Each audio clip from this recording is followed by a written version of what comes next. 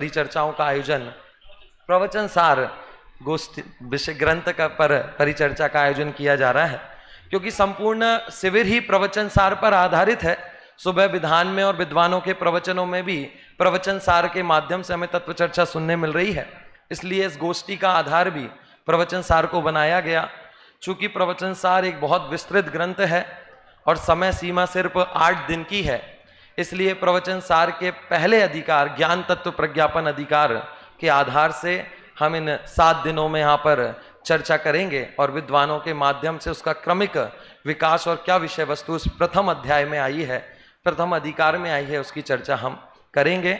और आज उसका पहला सत्र हम यहाँ से प्रारंभ करने जा रहे हैं और आज के सत्र की अध्यक्षता के लिए मैं सर्वप्रथम आपकी जोरदार कलतल ध्वनि के माध्यम से आमंत्रित करता हूं डॉक्टर शांति कुमार जी पाटिल साहब को, वे आए और मंच पर अपना स्थान ग्रहण करें। जब भी हमारी परिचर्चा चलती है तो उसके मार्गदर्शक निर्देशक उसके विषयों को, उसके विद्वानों को बहुत गहराई से चयनित करने वाले में अपना महत्वपूर्ण योगदान भाई साहब का रहता है, और जो सुंदर परिचर्चा आपके सामने आती है उसमें बहुत अमूल्य योगदान उनका रहता है। ऐसे भाई साहब की अध्यक्षता का लाभ हमें आज यहाँ पर प्राप्त हो रहा है और 3 वक्ताओं के माध्यम से आज के हम इस सत्र को संपन्न करेंगे। उसमें प्रथम वक्ता के रूप में मैं आमंत्रित करता हूं पंडित जिन कुमार जी शास्त्री जयपुर को, वे आए और मंच पर अपना स्थान ग्रहण करें। आप सभी परिचित ही हैं कि पंडित जिन कुमार जी शास्त्री इसी महाविद्यालय के उपप्राचार्य हैं और यहाँ पर विद्यार्थियों को तत्वज्ञान से संस्कार देने का कार्य कर रहे हैं। और द्वितीय वक्ता के रूप में मैं आमंत्रित करता हूं पंडित अनिल जी शास्त्री जगतपुरा को, वे आए और मंच पर अपना स्थान ग्रहण करें।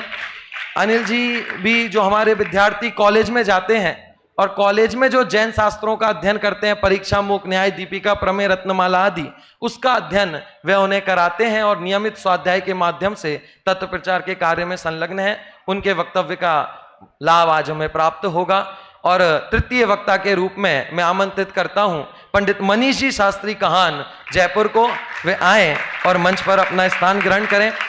सम्यक ज्ञान प्रचार ट्रस्ट द्वारा और आचार्य कुंद नैतिक शिक्षा समिति द्वारा जो भी तत्व ज्ञान के कार्य हो रहे हैं समाज में, उन सब में आपका महत्वपूर्ण योगदान है। और प्रतिदिन रविवार को समाज में प्रवचन की नियमित श्रृंखला भी आपके द्वारा संचालित की जाती है। आज आपके वक्तव्य का भी हमें यहाँ पर लाभ प्राप्त होगा और इस तरीके से हमारे विद्वान और हमारे अध्यक्ष मंच पर उपस्थित हो चुके हैं। इस परिचर्चा को प्रारंभ करने के लिए मैं आमंत्रित करता हूं मंगल में मंगलाचरण के लिए पंडित मयंक जी शास्त्री फुटेरा को, वे आए और मंगल में मंगलाचरण कर इस संगोष्ठी का प्रारंभ करें।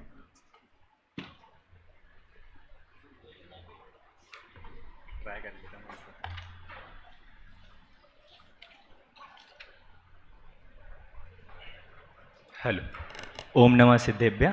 मंगलाचरण के लिए सभी हाथ जोड़ लें।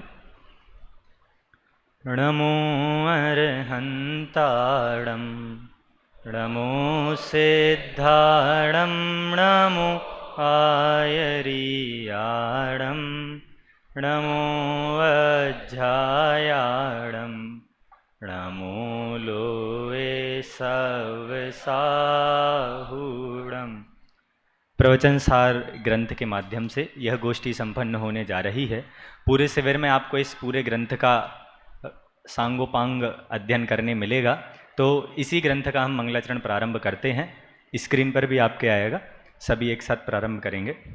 एस सुरासुर मणुसिन वंदिदम धोदधायिकम मलम प्रणमामि बड्ढमाणं तित्थं धम्मस्कत्तारं से पुण्यतिथयरे ससव्यसिद्धे विशुद्ध सद्भावे समणे अणाण दंसण चरित तव वीर्यायारे ते सवे समगम पत्तेगमेव पत्तेगम वंदामि अवट्टन्ते अर्हन्ते मानुषे खेते किच्चा अर्हन्ताणं सिद्धाणं तहणमो गणहराणम् अज्जवगाणं साहुणं चैव सवेसिं तेषिं विशुद्धदंसणाणिपहाणा समं समासिज्य ओवसंपयामि सम्मं जत्तो निर्वाण संपत्ति। इस प्रकार इस ग्रंथ का मंगलाचरण था। अभी आगे के लिए अखिल जी। बहुत बहुत धन्यवाद पंडित मयंक जी शास्त्री को। हमने मंगलाचरण किया, प्राकृत में मूल भाषा से ही किया। वैसे तो पद्यानुवाद भी हम मंगलाचरण के साथ करते हैं। चूंकि हमारे आगामी वक्ता का विषय ही इस मंगलाचरण पर आधारित है, तो उससे आपको इस मंगलाचरण का वास्तविक अर्थ ख्याल में आने ही वाला है। इस मंगलाचरण में हमने अभी क्या बोला और आचार्य कुंद कुंद ने किन किन को नमस्कार करके इस मंगलाचरण को प्रारंभ किया है, क्योंकि बहुत विस्तृत मंगलाचरण यहाँ पर कुंद कुंद आचार्य ने किया है, तो किन किन को उन्होंने इसमें नमस्कार किया, इस विषय को प्रस्तुत करने के लिए मैं आमंत्रित करता हूं पंडित जिन कुमार जी शास्त्री को, जिनका विषय है सर्व वंदनियों को नमस्कार रूप मंगलाचरण। अभी पंडित जिन कुमार जी शास्त्री।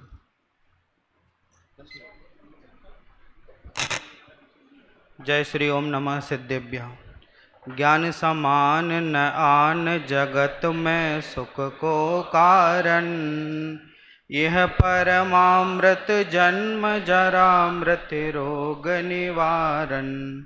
सुर असुर इंद्र नरेंद्र वंदित, कर्म मल निर्मल करण। वृष तीर्थ के करतार से वर्धमान, जिन शत शत नमन।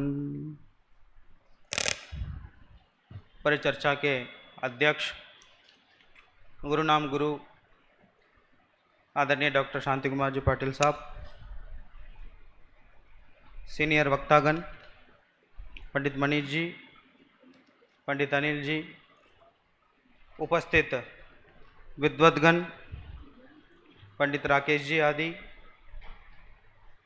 क्योंकि मुझे जानकारी मिली कि प्रारंभ में राकेश जी का नाम ले लो तो बाद में प्रश्न नहीं पूछते हैं, इसलिए मैंने उनका नाम ले लिया।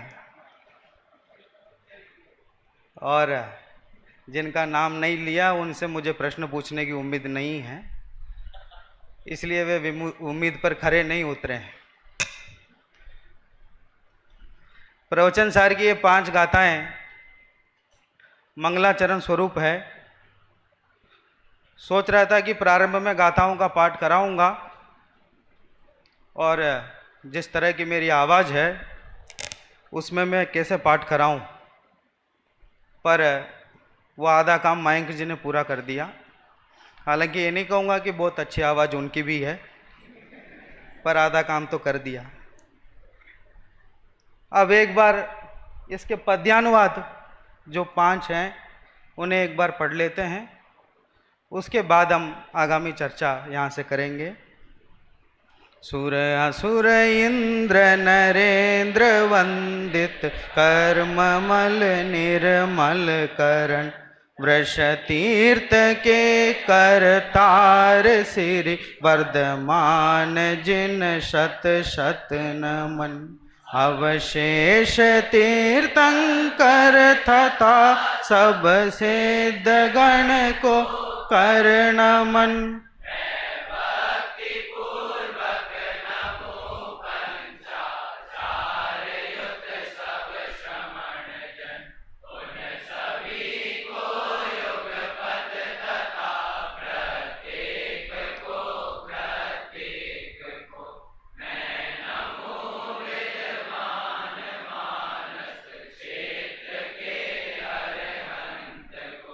अरहंत सिद्ध समूह गणधर, देवयुत सब सूरिगण।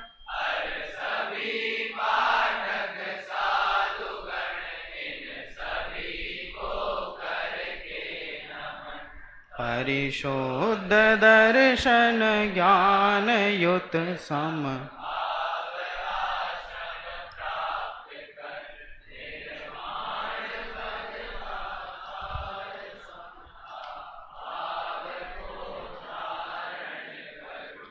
ये जो पंक्तियाँ हमने पढ़ी है, यद्यपि आदरणीय अध्यक्ष महोदय वक्तव्यों में पाठ कराने से बचने की सलाह देते हैं, परंतु यह विषय ऐसा है कि मूल मंगलाचरण ही मेरा विषय है। इस विषय को समझने के लिए इन गाथाओं का पाठ करना अनिवार्य था। जो विषय आपने पढ़ा होगा उससे ही आपको समझ में आया होगा कि ये कुंद कुंद आचार्य ने जो मंगलाचरण किया है उसमें सबसे विस्तृत मंगलाचरण है। लगभग 5 गाथाओं में मंगलाचरण किया है। यद्यपि कदाचित हम कहें अष्टपाउड़ आदि में हर पाउड़ में प्रारंभ में मंगलाचरण किया है, हर अधिकार में, यद्यपि उसको संकलन कहा जाता है, लेकिन ग्रंथ के प्रारंभ में कहीं 5 गाथाएं मंगलाचरण के लिए उन्होंने समर्पित की हैं, तो ये प्रथम ही उनका एक कार्य है। और दूसरा,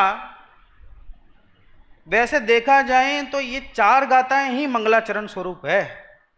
5वीं गाथा में तो प्रतिज्ञा की है और उसे भी मंगलाचरण के साथ ही जोड़ करके अमरचंद्र आचार्य ने प्रस्तुत किया है। जिन दर्शन कर निज दर्शन पा, इस सूक्ति को चरितार्थ करती हुई ये गाथाएं हैं। गाथा में कुंद कुंद आचार्य ने सबको नमस्कार करके स्व में स्थित होने की भावना बातें हैं। माने जहाँ भी नमस्कार भाव होता है वो नमस्कार भाव तब तक पूर्ण नहीं होता जब तक उसमें स्व में लीन होने का संकल्प समाहित नहीं हो। ये संदेश इन गाथाओं के माध्यम से कुंद कुंद आचार्य हमको देना चाहते हैं कि केवल पंचपरमेष्टि की शरण में अथवा देवशास्त्र गुरु के शरण में मात्र रहने से काम चलने वाला नहीं है। उनके शरण को प्राप्त करके स्व शरण में आ जाना ही उत्कृष्ट कार्य है। ये एक महत्वपूर्ण संदेश। अनेकांत विद्या का परमोत्कृष्ट उदाहरण इन गाथाओं में हमें प्राप्त होता है। इन 5 गाथाओं से पहले उत्थानिका लिखी अमरचंद्र आचार्य ने। समय का अभाव है, यदि आप उसे पढ़ेंगे ऐसा लगेगा वो अपने आप में एक टीका है। उस उत्थानिका में उन्होंने ये बात मुख्य रूप से प्रस्तुत की है कि कुंद कुंद आचार्य ने इसमें अनेकांतवाद का पालन किया है और अनेकांत विद्या के वे धनी हैं ऐसा सिद्ध किया है। आगे जब एक एक अर्थ में निकाल कर बताऊंगा तो आपको समझ में आएगा कि किस प्रकार उसमें उन्होंने अनेकांतवाद का इसमें पालन किया है। कुछ सामान्य जानकारियां क्रमशः देखते जाते हैं कि इसमें भगवान महावीर को स्मरण किया है। ये कुछ ऊपर नीचे हो गया है, आप इसे सही समझ लें। भगवान महावीर को समझ के इसमें स्मरण किया है। 5 गाथाओं में और किसी को नाम लेकर स्मरण नहीं किया है। एक भगवान महावीर को ही नाम लेकर के उन्होंने स्मरण किया है। आप समय सार में देखें, वहाँ भी सिद्ध भगवान को स्मरण किया है, हालांकि वो आध्यात्मिक ग्रंथ है। कि ये यहाँ भगवान महावीर को क्यों स्मरण किया, इस बात का उत्तर अमरचंद्र आचार्य देते हैं कि प्रवर्तमान तीर्थ के नायकता के कारण उन्हें भगवान महावीर को नमस्कार किया। और इसके साथ साथ अगर सामान्य अर्थ में देखें कि विद्यमान 20 तीर्थंकरों को भी स्मरण किया है और मनुष्य क्षेत्र के सभी को, माने सभी भगवानों को, माने 2.5 दीप में विराजमान सभी को सामूहिक पहले नमस्कार किया है और उसके बाद व्यक्तिगत किया है। और व्यक्तिगत में नामोल्लेख नहीं किया है कि सभी को नमस्कार हो और उसके बाद प्रत्येक को नमस्कार हो, ऐसा कहा है। और दादा ने लगभग 12 से 15 पेजों में इसकी टीका लिखी है। उसमें कारण बताया कि ऐसा क्यों कहा, कि इतना ही कह देते सबको नमस्कार हो, फिर व्यक्तिगत क्यों कहा अलग से, कि सामान्य रूप से सबको नमस्कार हो गया है, फिर भी उपेक्षा भाव से बचने के लिए प्रत्येक को नमस्कार करता हूं, ऐसा कहा। कि साहब फिर सबका ही नाम ले लेते, उपेक्षा भाव से आपको बचना ही था तो सबका ही नाम ले लेते। सबका नाम लेना संभव नहीं है, इसलिए ऐसा शब्द कह दिया कि प्रत्येक को नमस्कार करते हैं। तो कहने का तात्पर्य यह है कि इस मंगलाचरणों में बहुत विवेकपूर्ण तरीके से मध्यम मार्ग कुंदकुंद आचार्य ने निकाला है, ना इसमें अति विस्तार दिया है और ना ही अति संक्षेप दिया, कि दोनों मार्गों को साथ लेकर चले हैं कि सभी को सामूहिक नमस्कार और व्यक्तिगत प्रत्येक को नमस्कार करता हूं, ऐसा भी इसमें कहा है। एक महत्वपूर्ण बात इसमें से सामने निकल कर आती है कि बाकी सभी को नाम लिए बिना ही स्मरण करके कि भगवान महावीर का ही नाम उल्लेख क्यों किया, इसका कारण तो आपने देख दिया था कि उसमें अमृतचंद्र आचार्य ने कहा कि प्रवर्तमान तीर्थ के नायक हैं, वर्तमान शासन नायक हैं, कि तीर्थंकर की धुनि गणधर ने सुनी, अंग रचे सुनी, ज्ञानमयी सो जिनवर वाणी, शिव सुख दानी त्रिभुवन मानी, पूज्य भई। वर्तमान में जो दिव्य ध्वनि हम तक पहुंची है वो भगवान महावीर के स्वामी के माध्यम से पहुंची है, इसलिए उन्हें स्मरण किया। दूसरा, आत्मा ही शरण नामक एक पुस्तक में दादा ने एक बहुत अच्छा लेख लिखा है कुंदकुंद आचार्य के बारे में। उसमें इस बात का बहुत अच्छा खुलासा उन्होंने किया है कि कुंदकुंद आचार्य ने अपने आप को भगवान महावीर की परंपरा से क्यों जोड़ के रखा। लेख तो बहुत बड़ा है, पर दो बातें बहुत महत्वपूर्ण है और बहुत विचारणीय दादा ने उसमें प्रस्तुत की है। मुझे लगता है ऐसा विचार तो दादा ही कर सकते, कि दादा ने लिखा कि सीमंदर भगवान के दर्शन करने आने के बावजूद वे अपने आप को भगवान महावीर की परंपरा से ही जोड़ के रखना चाहते हैं। बोले क्यों? कि विदेश क्षेत्र जाना और सीमंदर भगवान का दर्शन करना ये उनकी व्यक्तिगत उपलब्धि थी, और महापुरुष व्यक्तिगत उपलब्धियों का सामाजिक क्षेत्र में लाभ नहीं उठाते। वो उनकी व्यक्तिगत उपलब्धि है, उसका उपयोग वो सामाजिक क्षेत्र में नहीं उठाना चाहते थे, इसलिए कहीं भी नामोल्लेख नहीं किया, कहीं भी इस घटना का भी जिक्र उन्होंने नहीं किया। और कई विद्वान इन गाथाओं के माध्यम से उसमें जो विद्यमान तीर्थंकर है, ये जो अर्थ निकला है, उसमें से सीमंदर भगवान से जोड़ने का प्रयास भी करते हैं, करना ही चाहिए, परंतु कुंदकुंद आचार्य ने ऐसी कोई संभावना नहीं छोड़ी है। और दूसरा कारण उसमें आदरणीय दादा ने ये स्पष्ट किया है, अखिल जल्दी नहीं बज गया, अच्छा हाँ।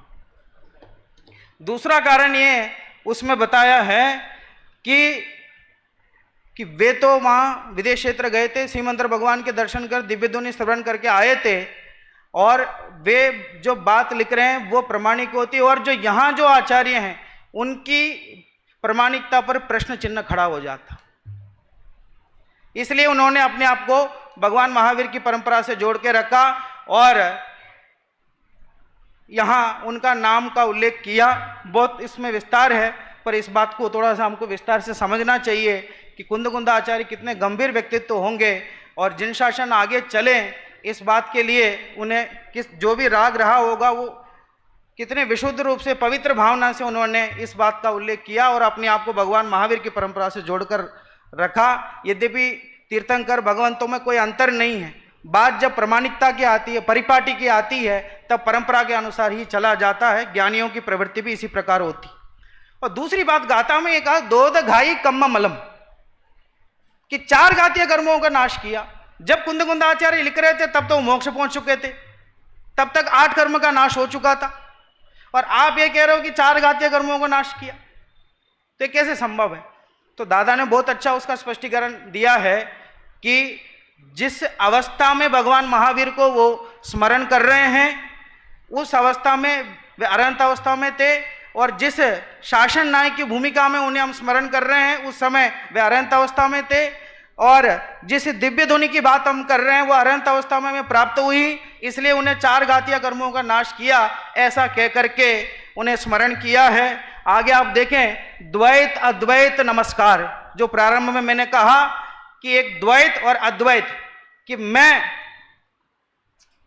पूजक और सामने पूज्य, कि ऐसा भेद हो वो द्वैत, और जहां वो भेद खत्म हो जाए वो अद्वैत, जिसे समय सार में द्रव्य नमस्कार भाव नमस्कार कहा है, द्रव्य स्तुति भाव स्तुति कहा है, और यहां उसे लेकर के पहले 4 गाथाओं में द्वैत नमस्कार किया है और अंतिम 5वीं गाथा में अद्वैत नमस्कार किया है। और मैं शब्द, कि मैं नमस्कार करता हूं, ऐसा मैं शब्द जो आया है, और उसका अर्थ अमरचंद्राचार्य ने कहा कि ये असमान जाति पर्याय रूप जो मैं है उसे कुंदकुंदाचार्य मैं नहीं मान रहे हैं। उनका जो जीव ज्ञान दर्शन स्वभाव है उनका, उसे वो मैं मानते हैं। और विस्तार में आप जाएं, भट्ट, भट्टारक और परम भट्टारक, यहाँ अरहंत के लिए परम भट्टारक शब्द आया है। और दादा ने इसका खुलासा करते हुए लिखा है कि भट्ट अकलंक देव भट्ट थे और गणधर आदि हैं, वे भट्टारक हैं। और परम भट्टारक तो ये अरिहंत अवस्था में कहलाते हैं। ये किस प्रकार के पवित्र शब्द हैं ये सब आप देख सकते हैं। आगे गुरुदेव श्री ने इसे चारित्र साधना वाले ज्ञानी पुरुष का स्वयंवर कहा है। अंतिम गाथा को लेकर के कहा कि जिस जीव को मोक्ष जाना हो, जो चारित्र में स्थित है, संभावना लिखी ना उन्होंने उसमें, तो जिसे मोक्ष जाना है ऐसे जीव के लिए ये स्वयंवर है, क्योंकि मोक्ष रूपी लक्ष्मी उसे वर्ती है। उसका बहुत अच्छे से विस्तार उन्होंने दिया। मंगलाचरण परम निर्ग्रंथ मुनि दशा का उत्सव होने से मोक्ष लक्ष्मी का स्वयंवर है। कि कैसे कि स्वयंवर के समान दीक्षार्थी है। वहां जो चारित्र में स्थित होने वाला जीव है वो वहां गया हुआ है स्वयंवर के लिए है? उसका स्वागत किया जा रहा है। और साथ में पंच परमेष्ठी को भी नमस्कार किया है। तो स्वयंवर में व्यक्ति अकेला थोड़ी जाता है, वहां भी शक्ति प्रदर्शन करना है उसे, तो अपने साथ सबको लेके जाता है। ऐसे चारित्र में स्थित व्यक्ति के साथ साथ कुंदकुंदाचार्य ने पंच परमेष्ठियों को भी जोड़ा है? ऐसा वर्णन इसमें किया है। और विषय और अधिक हैं, जैसे ना आचार्य ने भी अर्थ किया है। बस अंतिम बात कह के पूरी करता हूं। धम्मस्य कर्तारम, ये जो शब्द है इसका जैसे ना आचार्य ने दो प्रकार से अर्थ किया है कि एक तो निश्चय धर्म का कर्ता और व्यवहार धर्म का कर्ता। निश्चय धर्म में लिया रत्नत्रय और व्यवहार में 10 लक्षण आदि जो धर्म का उपदेश दिया है अरहंत ने उसे लिया है। और वो जो आश्रम शब्द आया है उसमें समता रूपी आश्रम को प्राप्त करता हूं, उसका अर्थ करते हुए ये कहा है कि आश्रम का अर्थ मठादि नहीं है, भवन आदि नहीं है। ज्ञान दर्शन स्वभाव रूपी जो आश्रम है ऐसे समता भाव को प्राप्त करना है। और इस तरह कुंदकुंदाचार्य, अमृतचंद्राचार्य और जैसे आचार्य के भाव को हम समझें, पंच परमेष्ठी अरहंत आदि को स्मरण करके अपने स्वभाव में स्थित होने की कला इसमें सिखाई गई है। उस कला को सीखकर हम सब भी शीघ्र सिद्धशिला में विराजमान होवें, इस मंगल भावना से अपनी बात करना। आचार्य देव द्वारा लिखित इन गाथाओं में किस किस को और क्यों नमस्कार किया, इसकी बहुत सुंदर चर्चा जिन कुमार जी शास्त्री ने की। जो जो विषय हम विद्वानों को देते हैं वास्तव में तो 2-3 घंटे का विषय होता है लेकिन उन्हें 10 मिनट में बोलना पड़ता है। ये उनका बहुत कठिन परिश्रम का कार्य है। लेकिन करें क्या, ये तो विद्वान होते ही इसलिए हैं कि बड़ी विषय को संक्षिप्त में समझाएं। तो इसलिए 10 मिनट का समय हमने वक्ताओं के लिए रखा हुआ है। और इसके आगे आचार्य चारित्र का स्वरूप बताते हैं, उस पर प्रकाश डालने के लिए मैं आमंत्रित करता हूं पंडित अनिल जी शास्त्री जगतपुरा को। वे आए, जिनका विषय है वास्तविक चारित्र का स्वरूप। तो ये चालू कर देना।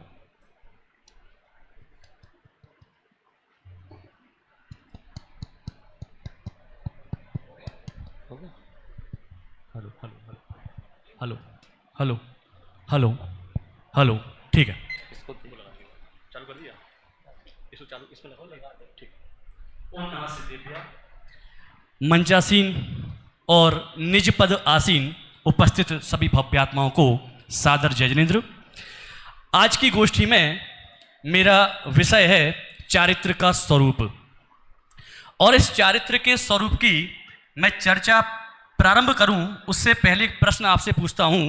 ये जिन कुमार जी के द्वारा मंगलाचरण का स्वरूप पूर्ण हो गया कि नहीं हुआ? अरे हो गया कि नहीं हुआ? 5 गाथाओं की चर्चा तो हो गई ना भाई। तो 5 गाथाओं में आचार्य कुंद देव ने मंगलाचरण की चर्चा की है। वो चर्चा तो पूरी हो गई, लेकिन वास्तव में इस 6वीं गाथा में मंगलाचरण की वास्तविक शुरुआत है। ऐसा क्यों? ऐसा इसलिए कि 5 गाथाओं में आचार्य कुंद देव ने दूसरों को नमस्कार किया है और 6वीं गाथा में बात कही है कि जो सम्यक दर्शन, सम्यक ज्ञान और सम्यक चारित्र का आश्रय लेगा वो जीव निर्वाण की प्राप्ति करेगा। तो 6वीं गाथा वास्तविक मंगल आचरण है। मंगल क्या है? मम गालयतीति मंगलः, जो पापों को गलाए और मंगम लाती थी मंगला, जो सुखों को लाए, तो जिससे पाप नष्ट हों और सुख आए, ऐसा वास्तविक मंगल और उसका आचरण माने चारित्र, वो वास्तविक मंगलाचरण है। और वास्तविक मंगलाचरण किया गया है छठवीं गाथा में। छठवीं गाथा में चारित्र के दो भेद किए हैं, आपको दिख रहे होंगे ऊपर। पहला है सराग चारित्र, दूसरा है वीतराग चारित्र। सराग चारित्र और वीतराग चारित्र, ये जो चारित्र की अवस्था है ना, ये कोई एक मिथ्या दृष्टि के हो, दूसरी सम्यक दृष्टि के हो, ऐसी नहीं है बात। दोनों ही अवस्थाएं सम्यक दृष्टि जीवों के ही होती हैं। सराग चारित्र बंध भी सम्यक दृष्टि हैं और वीतराग चारित्र बंध भी सम्यक दृष्टि हैं। तो फिर सराग चारित्र से क्या होता है? तो देवेंद्र, असुरेंद्र और नरेंद्र के पदों की प्राप्ति होती है। और वीतराग चारित्र से क्या होता है? वीतराग चारित्र से मोक्ष की प्राप्ति होती है। आचार्य अमृतचंद्र देव ने प्रश्न किया कि अब किसको आदर करना चाहिए, किसका आदर करना चाहिए? तो उन्होंने कहा वीतराग चारित्र वही उपादेय है, सराग चारित्र उपादेय नहीं है, क्योंकि संसार में भ्रमण कराने वाला है। चलिए, देवेंद्र, असुरेंद्र और नरेंद्र की प्राप्ति सराग चारित्र से हो गई। तो एक प्रश्न किया आचार्य जयसेन देव ने कि देवेंद्र ठीक, नरेंद्र ये पद भी ठीक, नरेंद्र माने चक्रवर्ती, ये पद भी ठीक, लेकिन आप कह रहे हो असुरेंद्र पद की प्राप्ति भी चारित्र से होती है, ऐसा कैसे हो सकता है? तो वहां समझाया कि जो असुरेंद्र पद की प्राप्ति चारित्र से कही, वो निदान बंध के फल स्वरूप है। निदान बंध के फल में असुरेंद्र पद की प्राप्ति भी सराग चारित्र से होती है। नीचे आप देख रहे होंगे भेद लिखा हुआ है दोनों में। स्वरूप क्या है? एक राग सहित है, एक राग रहित है। ऐसी कसाय यहाँ विद्यमान है सराग में, और वहाँ कसाय कथनचित विद्यमान है, और जहाँ लिखा है विद्यमान नहीं है, वो भी कथनचित विद्यमान नहीं है। ऐसी प्राप्ति के परिणाम क्या होते हैं? तो स्वर्ग आदि की प्राप्ति होती है, लेकिन उससे मोक्ष की प्राप्ति होती है। सराग चारित्र अनित्य है और वीतराग चारित्र नित्य है, शाश्वत है, सदैव रहने वाला है। ऐसी बात आचार्य कुंद देव प्रवचन सार ग्रंथ की छठवीं गाथा में करते हैं। इसके बाद आती है मूल गाथा, सातवीं गाथा, चारित्रम खलु धम्मो, धम्मो जोसो समुत्तीर्णिदित्तो। अब यहाँ बात कर रहे हैं चारित्र ही धर्म है। इसके पहले जो आचार्य कुंद देव ने दर्शन पाहुड़ लिखा, वहाँ उन्होंने लिख दिया दंसन मूलो धम्मो, दर्शन ही धर्म का मूल है। यहाँ कह रहे हैं चारित्रम खलु धम्मो, चारित्र ही वास्तविक धर्म है। और आचार्य अमृतचंद्र देव लिखते हैं बत्तु सहाबो धम्मो, वस्तु स्वरूप धर्म है। अब जो आचार्य दर्शन पाहुड़ में आचार्य कुंद देव लिखते हैं दंसन मूलो धम्मो, धर्म का मूल आधार क्या है? सम्यक दर्शन है। ये बात लिखने के बाद उनका विदेश क्षेत्र जाना हुआ। विदेश क्षेत्र में जाने के बाद जब उन्होंने साक्षात सीमंतर भगवान को देखा, जो साक्षात चारित्र के फलस्वरूप विद्यमान हैं, और जब समोक्षण में चर्चा सुनी कि चारित्रम खलु धम्मो, तो ऐसा कहा जाता है, जैसा जनकुमार ने चर्चा की, कि प्रवचन सार ग्रंथ भी कदाचित विदेश क्षेत्र से आने के बाद लिखा गया। तो विदेश क्षेत्र से आकर के 5 गाथाओं में मंगलाचरण किया, रत्नत्रय का फल बतलाया छठवीं गाथा में, और फिर सबसे पहले कहा चारित्रम खलु धम्मो, वास्तविक धर्म तो चारित्र ही है। तो और लोगों ने कहा लो, तुम लोग तो केवल बातें करते हो, हम चारित्र का पालन करते हैं। तुम्हारे इस प्रवचन सार ग्रंथ में लिखा हुआ है चारित्रम खलु धम्मो, और हम वास्तव में चारित्र का पालन करते हैं। तुम लोग केवल बातें करते हो। बातें करने से धर्म नहीं होता है, चारित्र का पालन करने से धर्म होता है।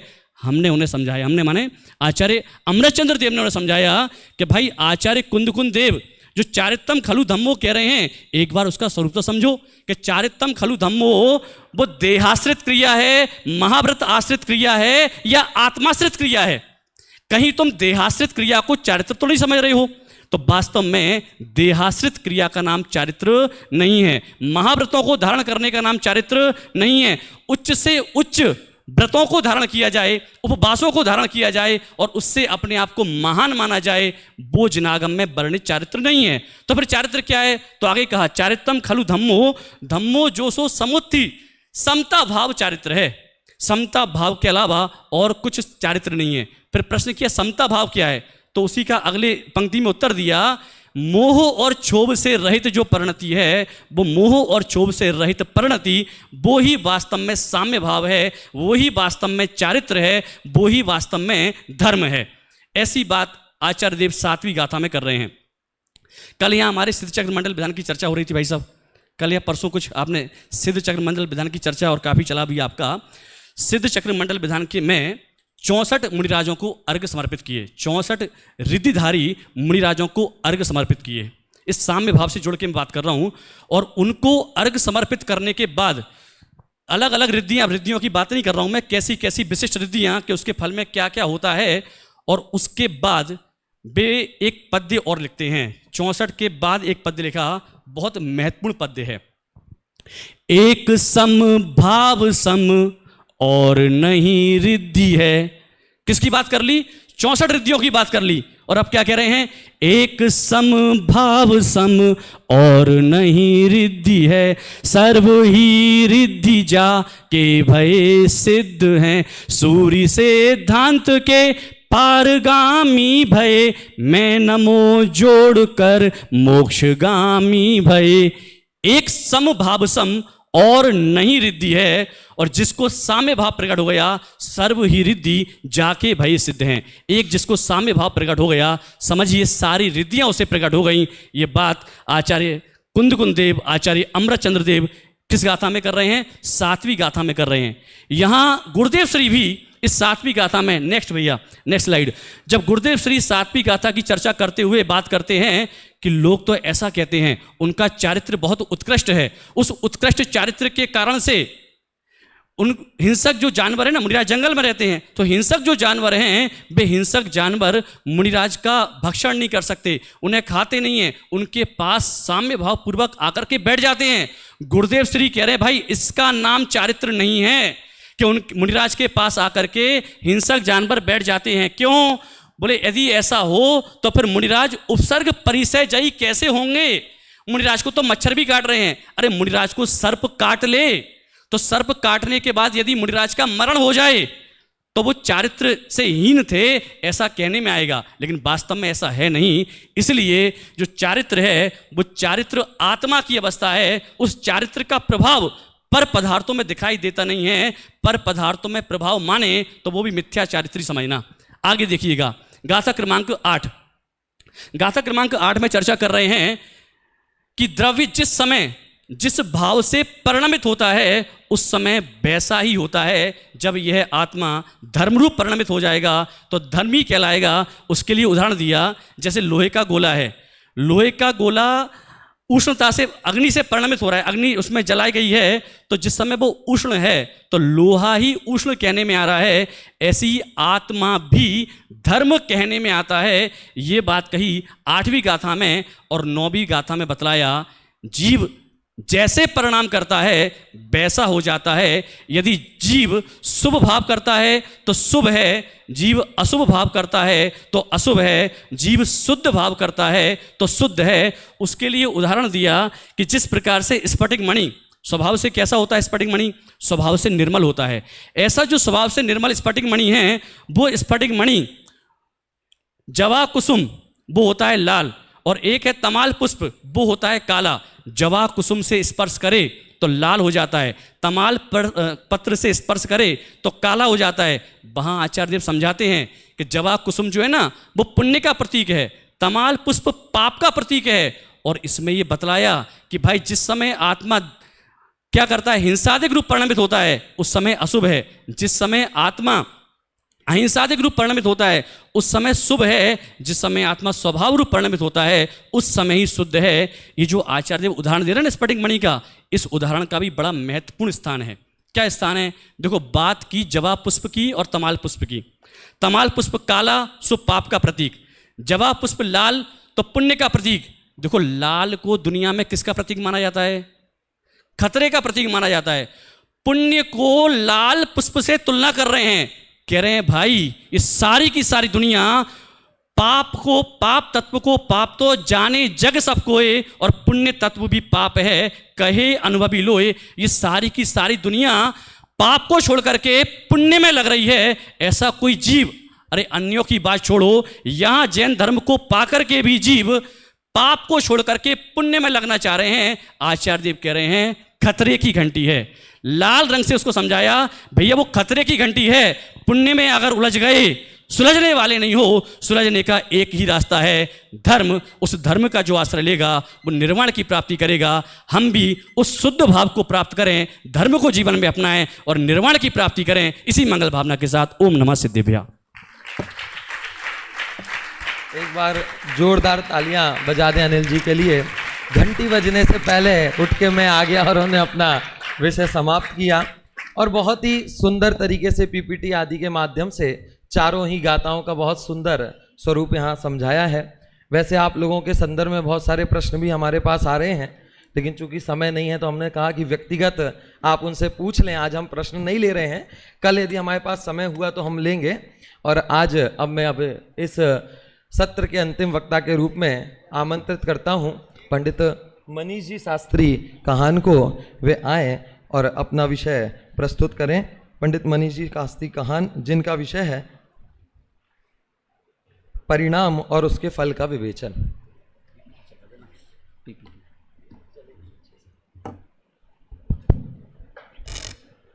ओम नमः सिद्धेभ्या।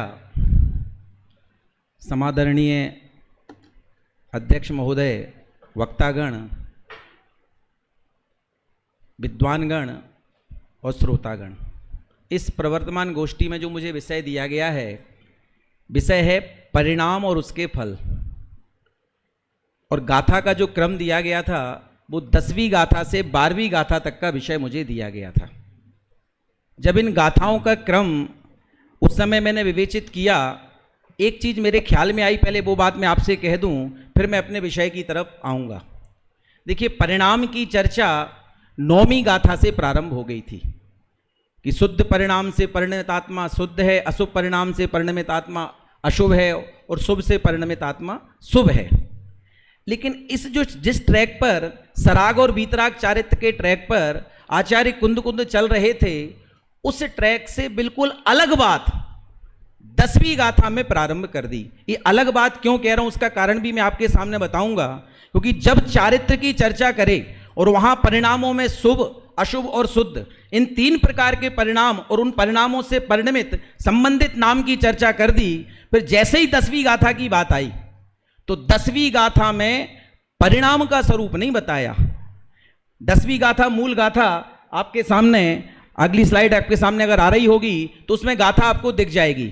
10वीं गाथा देखिए किस रूप में थी कि नत्थि बिना परिणामम अत्थो अत्थम बिणे है परिणामो दव्य गुण पज्जयत्थो अत्थो अत्थित्य निवत्तो। वहां अत्थि लिखा है, वो अत्थित्य निवत्तो इस रूप में अपने को देखना चाहिए। देखिए, चर्चा पूर्व की गाथाओं के प्रसंग को देखें और मुझे जो विषय दिया गया उसके हिसाब से देखें तो परिणाम का स्वरूप बताना था, लेकिन इस गाथा में तो परिणाम और परिणामी की चर्चा कर दी। परिणामे के रूप में अर्थ की चर्चा की और उसके अंदर जो परिणाम हैं उनकी परिणामों के रूप में चर्चा की। और गाथा किस रूप में लिखा कि नत्थि बिना परिणामम, कि परिणाम के बिना नत्थि अत्थो, अर्थ नहीं होता, और अत्थम बिणे है परिणामम, और अर्थ भी परिणामों के बिना नहीं होता। देखो, इस पंक्ति को थोड़ा सा अगर अपन समझने का प्रयास करें, फिर मैं आपको अमृतचंद और जयसेन आचार्य के आधार से भी दोनों ने जो अलग अलग अर्थ किए हैं वो भी आपके सामने मैं प्रस्तुत करूंगा। जैसे मान लो अपन सामान्य से एक परिकल्पना करके चलते हैं, खासकर हम विद्यार्थी वर्ग, कि सब स्मारक के बिना विद्यार्थियों की परिकल्पना नहीं हो सकती और विद्यार्थियों के बिना स्मारक की कल्पना नहीं हो सकती। स्मारक ही विद्यार्थियों, विद्यार्थी ही स्मारक हैं। ऐसे ही परिणाम के बिना अर्थ की कल्पना नहीं हो सकती और अर्थ के बिना परिणाम का अस्तित्व सिद्ध नहीं होगा, क्योंकि परिणामों को आश्रय देने वाला कौन है? परिणामों को आश्रय देने वाला अर्थ है। अमृतचंद आचार्य ने टीका में स्वाश्रय के रूप में अर्थ की चर्चा की, और अगर स्वाश्रय का निषेध करोगे तो निराश्रय रूप गुणों को अथवा जो परिणाम हैं उनको आश्रय कैसे मिलेगा? इसलिए परस्पर दोनों के दोनों परिणाम के बिना अर्थ और अर्थ के बिना परिणाम नहीं होते हैं, इस बात को सिद्ध किया। अब इस बात को सिद्ध करने के लिए जब मैंने दोनों टीकाओं का अवलोकन किया, थोड़ी स्लाइड आगे की ले लें, उन दोनों की अगर आप देखेंगे तो दोनों में देखें परिणाम शब्द के अर्थ, जहां अमृतचंद आचार्य ने द्रव्य गुण पर्याय इस रूप में लिया, वहीं जयसेन आचार्य ने तत्व प्रदीप का तात्पर्यवृत्ति टीका में वो परिणाम शब्द पर्याय से जोड़ा और उदाहरण भी उसी रूप में प्रस्तुत किया। अमृतचंद आचार्य ने जो उदाहरण दिया उदाहरण तो इस बात को कहने के लिए दिया कि अगर आप परिणाम के बिना अर्थ को मानोगे तो जो असंभव कल्पना होती है गधे के सींग को मानना, वैसी असंभव कल्पना हो जाएगी। और अर्थ के बिना परिणाम को स्वीकार करोगे तो वैसे ही हो जाओगे कि साक्षात में गोरस के प्रतीक दिखते हैं ना, परिणाम दिखते हैं, तो उनसे साक्षात विरोध प्राप्त होगा। ये दोनों बातें उन्होंने अपने उदाहरण में दी। यहां जयसेनाचार्य ने जब इसी बात को कहा तो उन्होंने इस बात को इस रूप में कहने का प्रयास किया कि सिद्ध जीव है। अब सिद्ध पर्याय से परिणमित जीव ही सिद्ध कहलाएगा, माने परिणाम से युक्त ही द्रव्य कहलाएगा। सिद्ध पर्याय से परिणत जीव ही सिद्ध जीव है। और दूसरी तरफ जब अर्थ माने परिणाम के बिना अर्थ नहीं और अर्थ के बिना परिणाम नहीं का अर्थ किया तो आत्मा के बिना वो सिद्ध पर्याय रहेगी किसमें? वो दोनों एक जीव पर घटित किया। और वहां जाकर आगे जयसेनाचार्य ने एक बात की तरफ और संकेत किया कि ये तो किन जीवों की अपेक्षा, ये तो मुक्त जीवों की, शुद्ध जीवों की अपेक्षा घटित किया। इसी बात को किन की तरफ से भी देखा जा सकता है? अज्ञानी जीवों की तरफ से भी देखा जा सकता है और अज्ञानी जीवों के रूप में घटाया। फिर नीचे जब दूसरी पंक्ति के अर्थ की तरफ आए कि अर्थ कैसा होता है, तो द्रव्य गुण पज्जयत्थो अर्थो, द्रव्य गुण पर्यायमय अर्थ होता है। और द्रव्य गुण पर्यायमय अर्थ होता है, इस बात की व्याख्या अमृतचंदाचार्य ने तो द्रव्य गुण पर्याय तीनों का स्वरूप बताते हुए कहा कि ऊर्ध्वता सामान्य वो द्रव्य है, सहभावी वो गुण है, क्रमवर्ती जो होती हैं वो पर्याय हैं, उस रूप में बताया और इनको अर्थ के रूप में प्रतिपादित करने का प्रयास किया। जयसेनाचार्य ने जब अपनी बात रखी तो जयसेनाचार्य ने इस बात को दो अलग अलग उदाहरण दिए, एक ज्ञानी जीव की अपेक्षा और एक अज्ञानी जीव की अपेक्षा, और तीनों को घटित करने का प्रयास किया। पहले ज्ञानी जीव के रूप में लिया, सिद्ध जीव वो द्रव्य के रूप में लिया, ज्ञानादि उनके गुण, केवल ज्ञानादि उनके गुण वो गुण के रूप में लिया, और सिद्ध जो पर्याय है उसको पर्याय के रूप में लिया, और इनसे परिणत सिद्ध जीव वो अर्थ के रूप में स्थापित किया। और अज्ञानी जीव की जब चर्चा की तो उसी रूप में कि संसारी जीव वह जीव के रूप में है और उसके मति ज्ञान आदि गुण वो गुण के रूप में है, और उसकी नर नारकादि पर्याय वो पर्याय के रूप में है। तो इनसे परिणत जीव जीव है। इसका अर्थ निकला कि द्रव्य गुण पर्याय से परिणमित अर्थ होता है, क्योंकि घटित जीव द्रव्य पे किया, नए अपेक्षा से अन्य द्रव्यों पे भी घटित कर लेना, इस तरीके का निर्देश वहां जयसेनाचार्य ने दिया। अब जरा देखिए, जयसेनाचार्य और अमृतचंदाचार्य दोनों ने अर्थ प्रतिपादित किए, लेकिन जो थोड़ी अर्थ की विविधता अपने को देखने को मिल रही है उसके पीछे कारण क्या है? मेरी खुद की विचार के अनुसार जो मैं कारण खोज पा रहा हूं, हो सकता है किसी का कारण अलग हो, लेकिन मेरा जो विचार उस तरफ दौड़ रहा है, उस विचार के पीछे यही विचार दौड़ रहा है कि आचार्य जयसेन ने अपनी उसी शैली में, जो शैली पहले चली आ रही थी, जहां परिणाम में शुद्ध परिणाम से परिणत शुद्ध, अशुद्ध परिणाम से परिणमित अशुद्ध, उसी शैली के आधार से वो सिद्ध जीव और संसारी जीव को कनेक्ट किया परिणामों से। और जैसे अमृतचंदाचार्य ने वस्तु के मूल स्वरूप से सिद्ध किया। अगर उसकी उत्थानिका देखोगे तो वस्तु स्वभावत्वेन इस तरीके का शब्द पड़ा है। 10वीं गाथा की जब टीका 10वीं गाथा जब प्रारंभ होती है तो वस्तु स्वभावत्वेन इस तरीके का शब्द पड़ा, माने वस्तु के स्वभाव की अपेक्षा से परिणाम की चर्चा कर रहे हैं। थोड़ा सा अगर अपन द्रव्यानुयोग को अथवा वो 6 सामान्य गुणों को बीच में लाने का प्रयास करें, उसकी दृष्टि से समझने का प्रयास करें कि वस्तु अस्तित्वमय है और प्रत्येक अस्तित्वमय वस्तु अर्थ क्रिया कारित्व से संपन्न है। उसका जो अर्थ क्रिया कारित्वपना है वही उसके परिणाम है। उस अर्थ क्रिया कारित्व के बिना वस्तु की परिकल्पना संभव नहीं है, क्योंकि अर्थ क्रिया कारित्व अथवा वस्तु का स्वभाव, उस स्वभाव के द्वारा ही वस्तु की पहचान होती है, और वस्तु होगी तभी तो स्वभाव उसमें रहेगा। इस तरीके से परिणाम के बिना अर्थ नहीं और अर्थ के बिना परिणाम नहीं, द्रव्य गुण पर्यायमय अर्थ है और अस्तित्व निबद्धो, इस तरीके से अस्तित्व की रचना जाननी चाहिए। अब यहां तक परिणाम की चर्चा कर दी थी, लेकिन मुझे दूसरा साथ में दिया परिणाम का फल। अब जरा चेंज देखिए, टेस्ट परिणाम में ये बात आ गई, और जब फल की चर्चा की तो जो पुराना सराग बीतराग चारित्र का प्रकरण था, कौन सी 8वीं 9वीं गाथा के प्रकरण में सराग बीतराग चारित्र का जो अनिल जी ने भी लिया था, उस प्रकरण से फल की चर्चा कर दी। और उस प्रकरण में जब फल की चर्चा की तो फल में 3 प्रकार के फल बताए, और जब 3 प्रकार के फल बताएंगे तो उन 3 फलों के 3 अलग अलग कारण भी बताएंगे। और शुद्ध भाव का फल क्या बताया? निर्वाण, माने भाव वहां परिणाम का वाची लिया।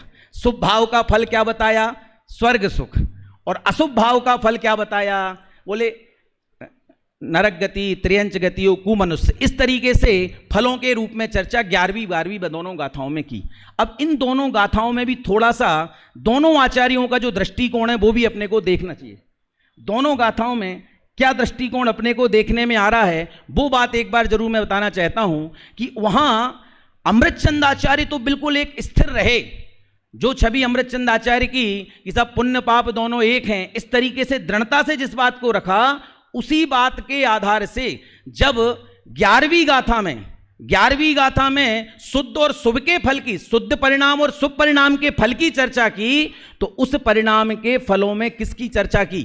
कि दोनों में यद्यपि शुद्ध परिणाम से निर्वाण की प्राप्ति होती है और इस परिणाम से किसकी प्राप्ति होती है? स्वर्ग सुख की। लेकिन एक शब्द का प्रयोग बहुत गजब का किया, विरोधी शक्ति, आत्म विरोधी शक्ति, ऐसा शब्द का प्रयोग किया कि रागादि परिणाम चाहे शुभ राग हों वो विरोधी शक्ति हैं और स्वभाव विरोधी शक्ति से रहित है, इसलिए विरोधी शक्ति संपन्न जो शुभ भाव हैं वो हे हैं।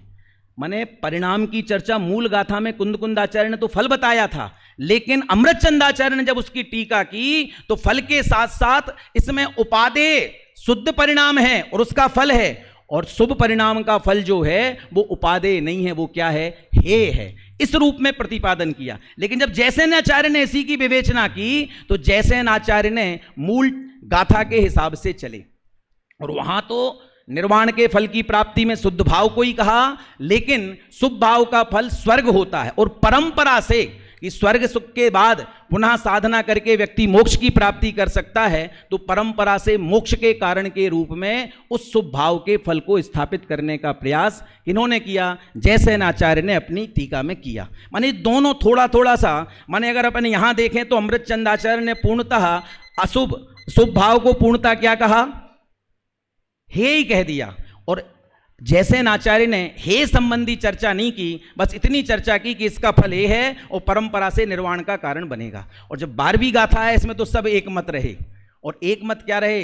लेस मात्र भी सुख नहीं, ऐसे शब्दों से टीका के शब्द प्रारंभ किए अमृतचंदाचार्य ने और कहा अशुभ परिणाम जो हैं वह तो हे ही हैं, और दोनों आचार्यों ने अशुभ परिणाम को हे कहा। बीच में धर्म शब्द के अर्थ भी जैसेन आचार्य ने 5-7 अर्थ किए। धम्मेण परिणामदा जो 11वीं नंबर की गाथा थी उसमें जो शब्द आए थे उनके अनेक अर्थ जैसेन आचार्य ने किए। जब आप मूल टीका देखेंगे तो उन अर्थों का परिचय आपको प्राप्त होगा। कुल मिला के परिणाम के बिना अर्थ नहीं और अर्थ बिना परिणाम नहीं होता। प्रत्येक पदार्थ द्रव्य गुण पर्यायमय है, अपने अस्तित्व को लिए हुए है। जो जीव शुद्ध परिणाम करता है वह निर्वाण की प्राप्ति करता है, जो शुभ परिणाम करता है वह स्वर्ग सुख की प्राप्ति करता है, परंतु वो हे है, और अशुभ परिणाम तो सर्वथा त्याज्य है। इस तरीके की विवेचना 10वीं 11वीं 12वीं इन तीनों गाथाओं में आचार्य अमृतचंद और जैसेन आचार्य की टीकाओं में प्राप्त होती है। जय जिनेन्द्र। बहुत ही सुंदर विषय प्रस्तुत किया पंडित मनीष जी शास्त्री जयपुर ने। इस प्रकार ये जो प्रवचन सार ग्रंथ के जो हम पहले अधिकार पर चर्चा कर रहे थे उसका जो पहला उपअधिकार था मंगलाचरण और पीठिका, उसकी चर्चा यहाँ पूर्ण हुई और 3 वक्ताओं के माध्यम से हमने 12 गाथाओं तक की चर्चा की। अब मैं आदरणीय अध्यक्ष महोदय से निवेदन करता हूँ कि वे अपना अध्यक्षीय उद्बोधन प्रदान करें। चल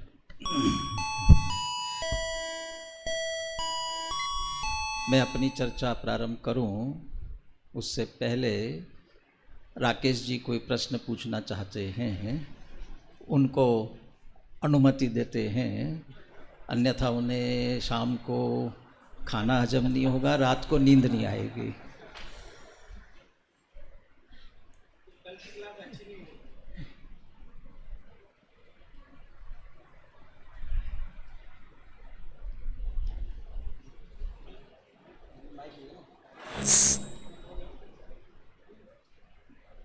यहाँ ध्यान रखा करो भाई, माइक वाले बैठे हुए कहाँ पर चालू है? नहीं हुआ ना चालू इसको।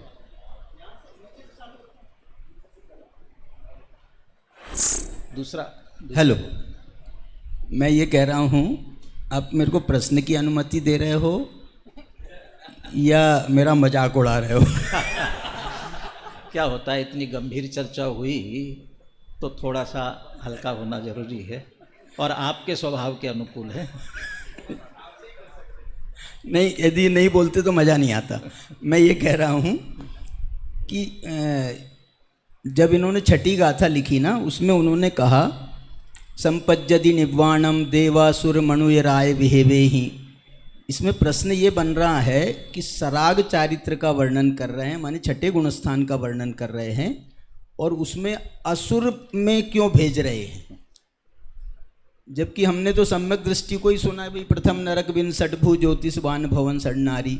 तो यहाँ पर ये असुर की व्याख्या हम कैसे करेंगे? ये मुख्य में प्रश्न। संकेत तो किया था और अनुक्त रखा था उनको, चूंकि बहुत विस्तार में जाएगा। अच्छा, बोल फिर भी, हाँ, फिर भी आप पूछ रहे तो बता देंगे। नहीं, आप बता दो। चल, मेरे साथियों पे भरोसा है मुझे।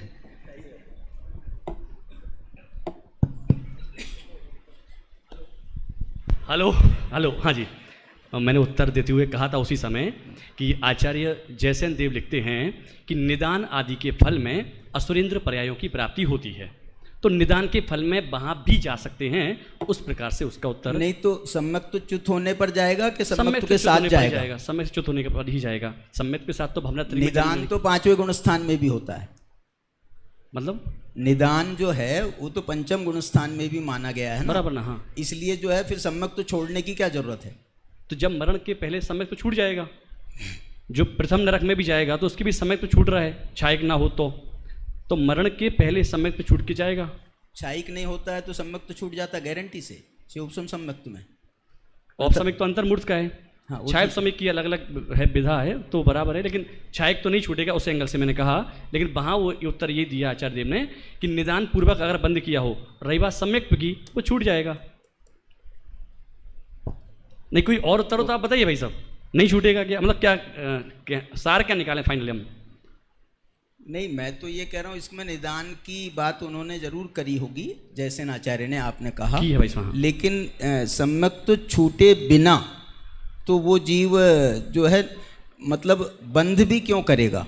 अच्छा, स्वर्ग का बंध जो है वैसा बंध नहीं होता है ना कि कोई व्यंतर का बंध हो या ज्योतिषी का बंध हो, नहीं, प्लेन देवादिदेव पर्याय का बंध होता है। बराबर है भाई साहब, नहीं होता है बंध। लेकिन चूंकि आचार्य कुंद देव ने असुरेंद्र शब्द का प्रयोग किया, आचार्य जयसेन देव को जो उचित लगा वो उन्होंने निर्णायक उत्तर दिया। मैंने दोनों बात आपके सामने रखी। फाइनल तो हम कुछ भी करणानुयोग के हिसाब से नहीं कर पाए। ठीक है, ठीक है, ठीक है। कर्णानुयोग का विषय है, उसी अनुसार लेना पड़ेगा, इसलिए कर्णानुयोग में देखकर ही इस पर विचार किया जा सकता है। अरहंत भासी अत्थम गणहर देवी गंथियम सम्मम पणमामि भक्ति जुत्तो सुदनान महोनिहिम सिरसा।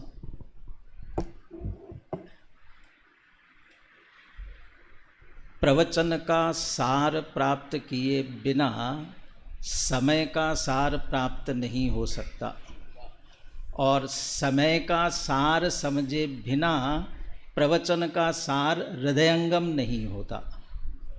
तो हम प्रवचन सार पढ़े कि समय सार पढ़े?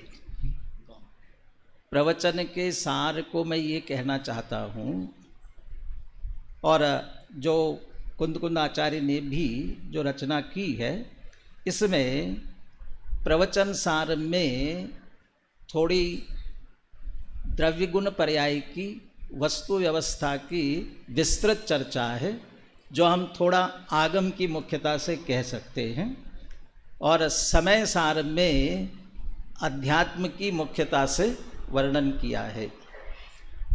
जब हम प्रवचन सार में वर्णित अनेकांतात्मक वस्तु स्वरूप को द्रव्य गुण पर्यायात्मक उसको अच्छी तरह समझकर उसका सार ग्रहण नहीं करते हैं, तो फिर जो समय सार का सार अध्यात्म शुद्धात्म स्वरूप आत्मा है, उसकी प्राप्ति नहीं हो सकती।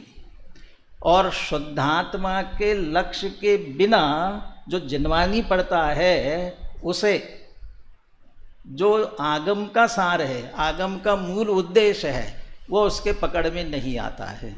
इसलिए यदि हम आगम को पढ़ रहे हैं तो हमारा उद्देश्य उसमें से शुद्ध आत्मा निकालना होना चाहिए। और जब हम समय सार पढ़े तब हमें आधार के रूप में प्रवचन सार जो आगम है वो अच्छी तरह से ख्याल में रखकर ये होना चाहिए। और शायद इसीलिए अमृतचंद्र आचार्य ने प्रारंभ में मंगलाचरण के साथ अनेकांत को भी स्मरण किया। मंगलाचरण से पहले जो भूमिका उन्होंने ली है। जिन कुमार के लिए मैं प्रश्न लिख रहा था कि ये प्रश्न पूछूंगा आगे आगे, लेकिन वो टोडरमल स्मारक में रहता है ना, तो टोडरमल जी की शैली बहुत अच्छी तरह से अंदर में आ गई है, तो पता है कि इसके आगे क्या प्रश्न हो सकता है, तो सहज ही उसके उत्तर आगे आगे आते चले गए। इतना विस्तृत मंगलाचरण क्यों किया है मैंने लिखा था, और वर्धमान स्वामी का नामोल्लेख पूर्वक क्यों किया है, और वट्टनते मानुसे खेते कह करके सीमंद्र भगवान को भी याद किया है। तो ये मैंने नोट किया था, वो बराबर सारी चर्चा निश्चित रूप से उसमें आई है। जैसा 5 गाथाओं का विस्तृत मंगलाचरण, और जैसा कि अनिल जी ने 6वीं गाथा को भी मंगलाचरण में शामिल किया, और ऐसा करेंगे तो सारा ग्रंथ ही मंगलाचरण है, क्योंकि मंगल ही है।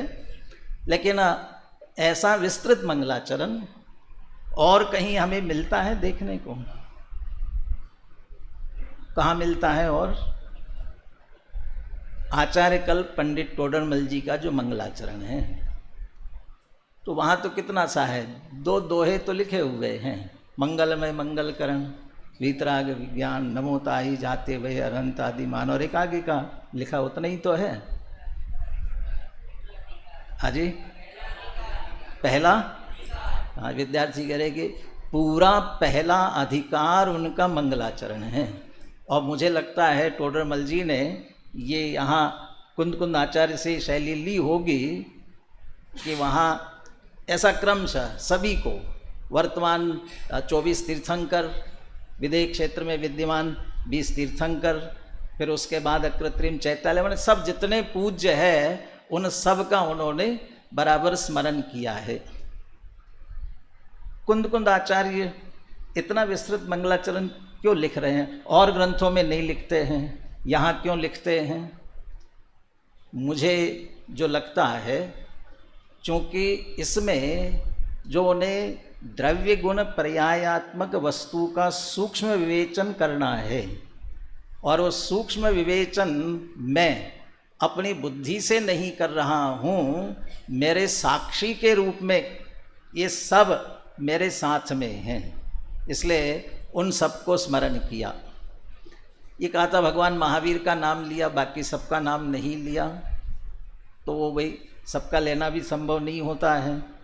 और फिर वो दादा एक बात कहते ना, पुराने ज़माने में कोई चिट्ठी आती थी और सबके लिए होती थी, तो उसको पढ़ना भी एक कला होती थी, और वो पढ़ते समय जो पढ़ रहा है ना, वो जिनके सामने पढ़ रहा हो उसमें जितने लोगों के नाम लिखे हों, और फिर जिनके नाम नहीं लिखे हो, वो नहीं भी लिखे हो, तो फिर वहाँ बैठे हुए सबके नाम लेने पड़ते थे। नहीं तो फिर वो एक दोहा था, चिट्ठी वाचत के समय जो जन बैठे हो वो उन सबको भी याद कर लिया जाता था। वैसे यहाँ भी मानो कुंद आचार्य ने उन सब का बराबर स्मरण किया हुआ है। भगवान महावीर को उल्लेख पूर्वक नमस्कार किया, चूँकि कुंद आचार्य अपने आप को भगवान महावीर की परंपरा से जोड़कर रखना चाहते थे। एक बात का उल्लेख दादा ने कहाँ किया है, ये किया था। इसके साथ ही समय सार की 5वीं गाथा के अनुशीलन में, 5वीं गाथा के अनुशीलन में भी इस पर बहुत विस्तार से चर्चा की है। वहाँ पर अपर गुरु का उपदेश यहाँ से जोड़ते हुए उन्होंने भगवान महावीर की परंपरा से अपने को क्यों जोड़ रखा है, उसमें तीनों चारों हेतु वहाँ पर दिए हुए हैं। अनिल जी ने चारित्र के स्वरूप की चर्चा विस्तार से की। 2 बातों की तरफ सिर्फ ध्यान आकर्षित करने के लिए, जैसेनाचार्य की टीका की विशेषता है, जहाँ अमृतचंद्र आचार्य निश्चय पर बल देते हैं, वहाँ जैसेनाचार्य टीका में व्यवहार जरूर लेंगे। और यदि कुंद कुंद आचार्य में व्यवहार की बात चल रही होगी तो निश्चय की बात जरूर लेंगे। अब चारित्रम खलु धम्मो, ये निश्चित रूप से स्वरूपे चरणम चारित्रम, निश्चय चारित्र की मुख्यता से ही बात चल रही थी। और चूँकि अनिल जी ने ये कहा भी, यही चारित्र है, देह की क्रिया महाव्रतादि चारित्र नहीं है। क्या इसको हम सर्वथा कह सकते हैं? कुंद कुंद आचार्य कह रहे होंगे, मैं तो विश्लेषण करने के लिए कह रहा हूँ। जब जब बात चल रही होती उसी की चर्चा होती है, क्योंकि अंत में जा कर के ये जो गाथा में वो संपयामी सम्मम जत्तो निवान संपत्ति, ये जो बात कही है, मैं साम्य भाव को धारण करता हूँ और साम्य भाव की व्याख्या की। चारितम खलु धम्मो, धम्मो जो से समोत्त निर्दिष्टो, साम्य भाव की चर्चा की। और जब चरणानुयोग सूचक चूलिका प्रारंभ होती है, वहाँ इसी गाथा को पुनः याद करते हुए वो संपयामी समम, साम्य भाव को प्राप्त करता हूँ। मैं तो करता ही हूँ और दूसरे भी इसे प्राप्त करे, लेकिन वहाँ कहते हैं परिवज्जदु सामन्नम, आप सामान्य को अंगीकार करो। मानी मुनि दीक्षा लो, दीक्षा ले लो। फिर तो महाव्रतादि पर आ गए ना, बाहरी क्रिया पर आ गए ना, तो अमृतचंद्र आचार्य पुनः वहाँ भी वो सामान्य, वह निश्चय रत्नत्रयात्मक सामान्य, लेकिन पुनः उसके आधार के लिए व्यवहार की चर्चा भी उसके साथ साथ में निश्चित रूप से आती है। किसी बात पर चर्चा चल रही थी, जो मुनिराज का चारित्र, और मुनिराज ऐसे चारित्रवंत होते हैं, उन्हें देखकर हिंसक पशु शांत हो जाते हैं, और यदि शांत न हो तो फिर चारित्रवंत नहीं होंगे क्या? गुरुदेव श्री ने चर्चा की है, आप चिंता मत करो कि आपने कुछ गलत कहा हो, ये नहीं कह रहा हूँ। मुझे जो खुलासा करना है उसके लिए बात उठा रहा हूँ। ये इसमें से जो दूसरा एक निमित्त नैमित्तिक संबंध जो होता है, तो ये बातें भी बहुत आती है ना। जैसे श्रेणिक राजा ने यशोधर मुनिराज को देखकर, दिगंबर मुनि से उन्हें द्वेष था, तो पहले शिकारी कुत्ते छोड़ दिए। तो क्या हुआ? वो कुत्ते जाकर के उनके सामने जाकर के बैठ गए। जिनके निकट सिंगादि पशु भी भूल जाते क्रूरता, उन दिव्य गुरुओं की कहो कैसी अलौकिक शूरता। ये भी कहा जाता है ना। तो निमित्त नैमित्तिक संबंध है। जय जय परम शांत मुद्रा समेत भवि जन को निज अनुभूति है। तो निमित्त नैमित्तिक संबंध भी कदाचित होता है, लेकिन जिस दृष्टिकोण से वर्णन करना है उसी दृष्टिकोण से चर्चा चलती है। जो यहाँ चर्चा आ रही है, तत्काले तम मयत्ति पण्णत्तम, द्रव्य जिस समय जिस परिणाम से परिणमित होता है उस समय उससे तन्मय कहा गया है। और बाकी फिर शुभ से शुभ, अशुभ से अशुभ और शुद्ध से शुद्ध धर्म परिणत आत्मा धर्म है। ये पढ़ते पढ़ते समय सार की गाथा याद आनी चाहिए। समय सार में क्या कहते हैं? नवि होदी अपमत्तो न पमत्तो जानगो दुजो भाव व्ययी कुंद कुंद आचार्य। ये बड़ी दिक्कत होती है। मुझे याद आ रही है, ये अभी जो शिविर चल रहा है ना, ये तो महाविद्यालय के प्रारंभ से राकेश जी बैठे कि चले गए? बैठे हैं, सुन रहे होंगे, क्योंकि उन्हीं को याद कर रहा था मैं। आदरणीय लालचंद भाई आते थे और समय सार की या प्रवचन सार की कोई चर्चा चल रही हो तो वे जो बात करते थे, राकेश जी और भी कुछ ऐसे, हम तो प्रारंभ में आए थे तो इतना अभ्यास नहीं था, तो ये लोग ऐसे प्रश्न करते थे। दिक्कत ये होती थी, वो बात करते थे समय सार से शुद्ध नय की मुख्यता से, और ये लेते थे प्रवचन सार से जो सही द्रव्य की बात चल रही है। तो जब समय सार की चर्चा चल रही हो वहाँ प्रवचन सार को याद करोगे, अब प्रवचन सार की बात चल रही हो तो समय सार को याद करोगे तो काम नहीं चलेगा। दादा कहते ना, एक शादी के फेरे चल रहे थे और एक ने कहा कि पंडित जी आप फेरे तो करा रहे हो, लेकिन मेरा एक प्रश्न है। बेटा बाद में प्रश्न पूछना ना। बोले नहीं उत्तर देना पड़ेगा। बोले ठीक है बोलो क्या है, बताओ। इसमें से ये लड़की जो है ये पहले विधवा होगी या जो लड़का है ये रणुआ, कौन क्या होगा बताओ पंडित जी, आप सभी जानते हो। अब शादी का प्रसंग चल रहा है, उस समय ये प्रश्न करने का है? नहीं बड़े होगा तो सही ना, अरे होगा तो सही, लेकिन अभी अच्छी बातें करने का, माने जो प्रसंग चल रहा हो उस समय वही बात की जाएगी ना। ऐसे ही यहाँ वो याद मत करना, वो न प्रमत्त होता है न प्रमत्त होता है, तो शुभ से परिणत शुद्ध, अशुभ से परिणत अशुभ कैसे हो सकता है, ये बात याद नहीं करनी चाहिए। मनीष जी ने अपना विषय बहुत व्यवस्थित, सभी ने ही अपने अपने विषय के साथ न्याय किया है, प्रस्तुत किया है। मनीष जी का विषय सुनते सुनते मुझे ये विचार आ रहा था, इन प्रारंभिक गाथाओं में मानो कुंद कुंद आचार्य ने पूरे ग्रंथ की रूपरेखा बता दी हूँ इतने में। यहाँ जो शुभ अशुभ और शुद्ध और इनके फल बताए, जो शुभ परिणाम का शुद्धोपयोग, सबसे पहले शुद्धोपयोग की बात है और शुद्धोपयोग की चर्चा है, तो शुद्धोपयोग के फल में क्या मिलेगा, इसके तत्काल बाद जो गाथाएं आने वाली है वो शुद्धोपयोग के फल में अतीन्द्रिय सुख और निरावरण अतीन्द्रिय ज्ञान, इसकी प्राप्ति होने वाली है। इसकी चर्चा शुद्धोपयोग की तत्काल बात करने वाले हैं। माने शुद्धोपयोग के फल में सुख और ज्ञान बता करके आगे सुखाधिकार और ज्ञानाधिकार के बीच इसमें डाल दिए गए। और शुभ परिणाम से क्या होता है, देवादिक की प्राप्ति होती है। अशुभ से क्या होता है, इसकी चर्चा ज़्यादा नहीं की, पुनरादि होता है ये लिए है, लेकिन आगे शुभ परिणामाधिकार तो है, अशुभ परिणामाधिकार नहीं है। तो अशुभ परिणामाधिकार कहाँ चला गया? तो शुभ और अशुभ दोनों एक ही है। जो नहीं मानता है वो संसार में भ्रमण करता है, तो शुभ को अशुभ के साथ जोड़ते हुए एक तरह से शुभाशुभ उसके साथ ही जोड़ा, परंतु उसी शुभ परिणामाधिकार में जो अरहंत को द्रव्य गुण पर्याय से जानते हैं, तो द्रव्य गुण पर्याय से अरहंत को जानना ये शुभ परिणाम अधिकार में है। और साथ ही जो जानते तत्वार्थ को प्रत्यक्ष या जिन शास्त्र से वे जानते निज आत्मा दृग मोह उनका, गलत बोला क्या है, दृग मोह क्षय हो इसलिए स्वाध्याय करना चाहिए, ये भी शुभ परिणाम अधिकार में है। तो क्या इस शुभ परिणाम को भी अशुभ के साथ जोड़ना है?